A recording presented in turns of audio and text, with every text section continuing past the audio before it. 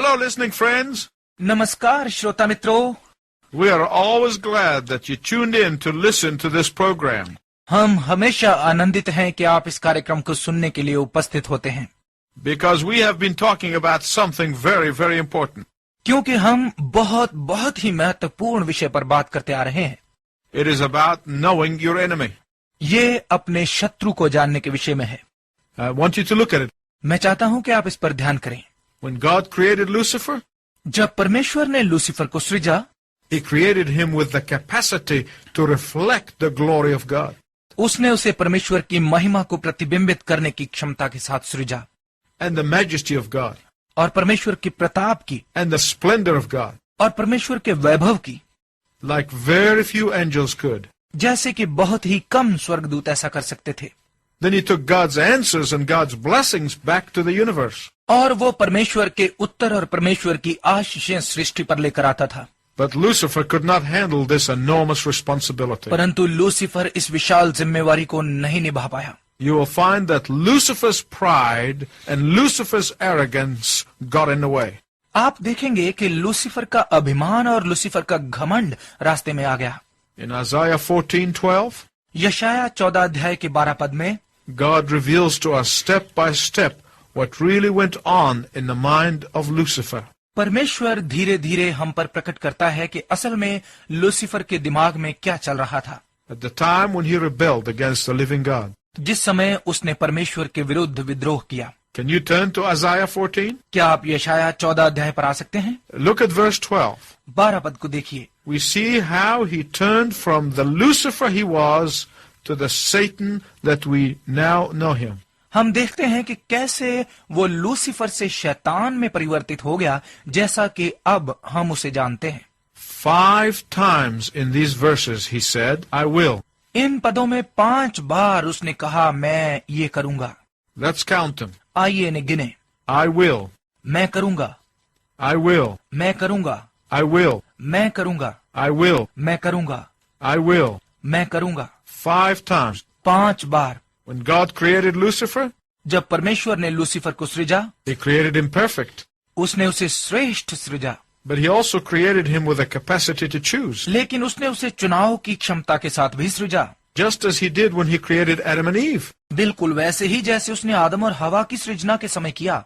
He created them perfect, उसने उन्हें श्रेष्ठ रचा, but he created them with a capacity to choose. लेकिन उसने उन्हें चुनाव की क्षमता के साथ सृजा। The moment God revealed his plan to Lucifer, जिस क्षण परमेश्वर ने अपनी योजना लूसीफर पर प्रकट की, God opened the door of possibility for Lucifer to rebel. परमेश्वर ने लूसीफर के विद्रोह की संभावना का दरवाजा खोल दिया। Let me read to you Isaiah 14:13 and 14. मैं आपके लिए यशाया 14 अध्याय का 13 और 14 पद पढ़ता हूँ। You said in your heart, I will ascend to heaven. तू मन में कहता तो था कि मैं स्वर्ग पर चढ़ूंगा। I will raise my throne above the stars of God. मैं अपने सिंहासन को परमेश्वर के तारागणों से ऊंचा करूंगा। I will sit enthroned on the mount of the assembly, मैं सभा के पर्वत पर विराजूंगा, on the uttermost height of the sacred mountain. पवित्र पर्वत के सबसे ऊंचे स्थानों पर। I will ascend above the tops of the clouds. मैं मेघों से भी ऊंचे ऊंचे स्थानों पर चढ़ूंगा। I will make myself like the Most High God. मैं परम प्रधान परमेश्वर के तुल्य हो जाऊंगा। Lucifer dwelled in the second heaven. Lucifer दूसरे आकाश में रहता था। The second heaven is the place where the interstellar space exists. दूसरा आकाश वो स्थान है जहाँ तारा अंतरिक्ष है। God's throne is on the third heaven. परमेश्वर का सिंहासन तीसरे आकाश पर है। Yet Lucifer was created to have access to God. तो भी लूसीफर की सृजना उसके परमेश्वर तक पहुंचने के लिए की गई। He had access from the second heaven to the third heaven and back. वो दूसरे आकाश से तीसरे आकाश में प्रवेश करता और फिर वापस आ जाता था। Therefore, when he said, I'm going up there, इसलिए जब उसने कहा मैं वहां ऊपर जा रहा हूँ, he did not say that I'm going up there to pay God a visit. तो उसने ये नहीं कहा कि मैं वहां परमेश्वर से भेंट करने जा रहा हूँ। He was not saying that I'm going to get a tour of the third heaven.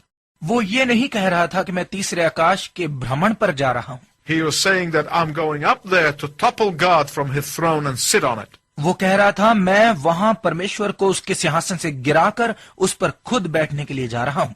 Lucifer wanted to be equal with God. Lucifer परमेश्वर के बराबर होना चाहता था। The created being wanted to expel the creator. रचित प्राणी अपने रचनहार को निष्कासित करना चाहता था। Satan was pitting his will against the will of God. शैतान परमेश्वर की इच्छा के विरुद्ध अपनी इच्छा तैयार कर रहा था, And that's what happened. और यही हुआ। Satan wanted the sole administration capacity over the angelic being. शैतान स्वर्गीय प्राणियों पर एकमात्र आधिकारिक क्षमता चाहता था। Instead of being in the chain of commands, passing God's order to the angelic being. बजाय आदेशों की कड़ी में रहते हुए स्वर्गीय प्राणियों तक परमेश्वर का आदेश पहुंचाने के, He wanted to be the ultimate decision maker. वो अंतिम निर्णय करने वाला बनना चाहता था। He wanted to receive the recognition that is rightly belongs to God. वो पहचान प्राप्त करना चाहता था जो सही रूप से परमेश्वर की है। He wanted to receive the worship that was rightly belonged to God. वो उस आराधना को प्राप्त करना चाहता था जो सही रूप से परमेश्वर के लिए थी। He became deceived and thought that his beauty was inherently his. वो धोखा खा गया और उसने सोचा कि उसकी सुंदरता स्वाभाविक ही थी। He was insanely jealous and forgot that all of his wisdom and all of his glory were only a reflection of the wisdom and the glory of the God of heaven. वो पागलपन तक ईर्ष्यालु हो गया और भूल गया कि उसकी सारी बुद्धि और उसकी सारी महिमा स्वर्ग के परमेश्वर की महिमा और बुद्धि का प्रतिबिंब मात्र ही थी। And that is why God had to toss him out of heaven. और इसी कारण परमेश्वर को उसे स्वर्ग से बाहर फेंकना पड़ा। Are you listening carefully? क्या आप ध्यानपूर्वक सुन रहे हैं? If you forget everything, I don't want you to forget what I'm going to tell you. यदि आप सब कुछ भूल जाते हैं तो मैं नहीं चाहता कि जो मैं आपको बताने जा रहा हूं आप वो भी भूल जाएं। Lucifer's sin has been reproduced throughout history again and again. Lucifer के पाप को पूरे इतिहास में बार बार पुनरुत्पादित किया जाता है। It was reproduced in Adam and Eve when they believed his lie and wanted to be like God. आदम और हवा में इसका पुनरुत्पादन हुआ जब उन्होंने उसके झूठ पर विश्वास किया और परमेश्वर की तरह बनना चाहा। It was reproduced after the people of God were brought out of the slavery of Egypt to the promised land. फिर इसका पुनरुत्पादन हुआ जब परमेश्वर के लोगों को मिस्र की दास्ता से निकालकर प्रतिज्ञा की हुई धरती में लाया गया। They turned their backs on God and worshipped Baal. और उन्होंने परमेश्वर की ओर पीठ करके बाल की पूजा की। It was reproduced again when the proud Pharisees refused to repent and believe in the Lord Jesus Christ. इसे फिर पुनरुत्पादित किया गया जब घमंडी फरीसियों ने पश्चाताप करने और प्रभु यीशु मसीह में विश्वास करने से इनकार किया, Who is the real light जो वास्तविक ज्योति है and the only anointed Messiah and Savior. और एकमात्र अभिषिक्त मसीह और उद्धारकर्ता। And it is repeated every single day when an unsaved person refused to submit to God's authority.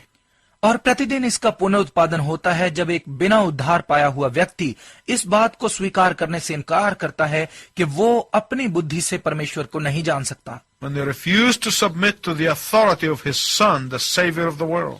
जब वो उसके पुत्र संसार के उद्धारकर्ता के सम्मुख समर्पण करने से इनकार करते हैं। It is reproduced again and again when the unsaved refuse to acknowledge that they cannot know God by their own mind. इसका बार बार पुनरुत्पादन किया जाता है जब एक बिना उद्धार पाया हुआ व्यक्ति ये स्वीकार करने से इनकार करता है कि वो अपनी बुद्धि से परमेश्वर को नहीं जान सकते।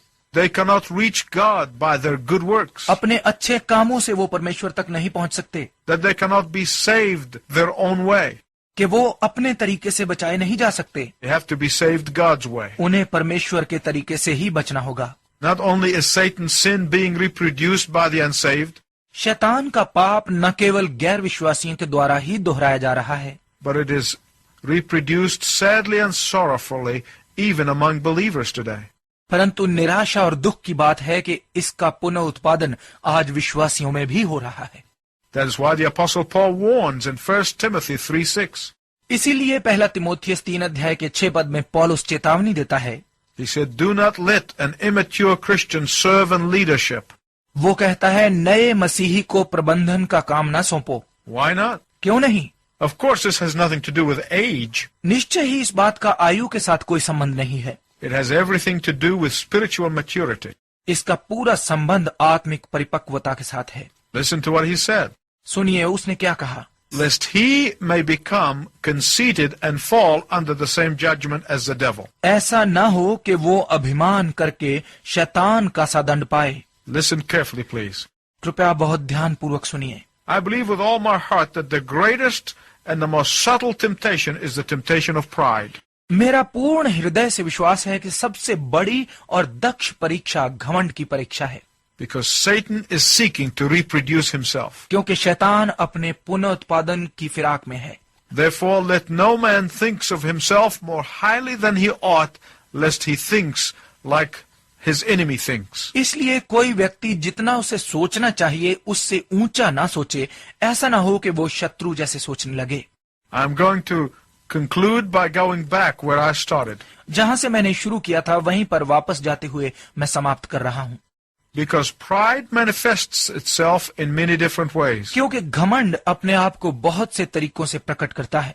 The different manifestations of pride are the very doors through which Satan comes in. घमंड के अलग अलग प्रकटीकरण बिल्कुल वही दरवाजे हैं जिनसे शैतान अंदर आता है। And therefore you need to make sure that the door is not ajar. और इसलिए आपको निश्चित करना होगा कि दरवाजे अधखुले तो नहीं है। He will come in and he will rob you and destroy and steal. वो अंदर आकर आपको लूट लेगा, चोरी करेगा और आपका नाश कर देगा। The source of anger is pride. क्रोध का स्रोत घमंड है। The source of bitterness is pride. कड़वाहट का स्रोत घमंड है। The source of jealousy is pride. ईर्ष्या का स्रोत घमंड है। The source of hatred is pride. घृणा का स्रोत घमंड है। The source of rebellion is pride. विद्रोह का स्रोत घमंड है। The source of betrayal of your marriage vows is pride. आपके विवाह की प्रतिज्ञाओं में विश्वासघात का स्रोत घमंड है। Let me ask you this. मैं आपसे ये पूछना चाहता हूँ, What door or doors in your life that you are leaving ajar for Satan to come in and out of? अपने जीवन में शैतान के अंदर बाहर आने जाने के लिए आपने कौन सा दरवाजा या दरवाजे अधखुले छोड़ रखे हैं? What door or doors have you not bolted every single day? कौन सा दरवाजा या दरवाजे आप प्रतिदिन बिना ताले के छोड़ रहे हैं? When I get up in the morning, जब मैं सुबह उठता हूँ, I begin my time with prayer time. मैं अपना समय प्रार्थना के साथ शुरू करता हूँ And I begin by bolting the doors. और मैं इन दरवाजों को ताले लगाकर शुरू करता हूँ। I literally imagine it in my mind that I'm bolting these doors. और मैं अपने मन में यथार्थ ये कल्पना करता हूँ कि मैं इन दरवाजों को ताला लगा रहा हूँ। And then I stand in intercession with these doors bolted. और फिर मैं इन दरवाजों के बंद रहते प्रार्थना में जाता हूँ। And I do that every single day. और ये मैं प्रतिदिन करता हूँ। I can't afford to miss one day. मैं ये एक दिन भी नहीं छोड़ सकता। Do you want to close these doors to Satan's emissaries? क्या आप शैतान के दूतों के लिए ये दरवाजे बंद करना चाहते हैं? You can learn to do that tonight. आप ऐसा करना आज रात ही सीख सकते हैं। You can begin tonight. आप आज रात ही आरंभ कर सकते हैं। Because unless you deal with these open doors, क्योंकि जब तक आप इन खुले दरवाजों से नहीं निपटेंगे, Satan will steal your peace. शैतान आपकी शांति चुराता रहेगा।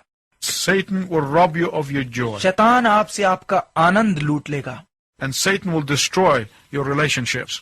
और शैतान आपके संबंधों को नाश कर देगा। Until next time, I wish you God's richest blessing. अगले समय तक मैं आपके लिए परमेश्वर की उत्तम आशीषों की कामना करता हूँ।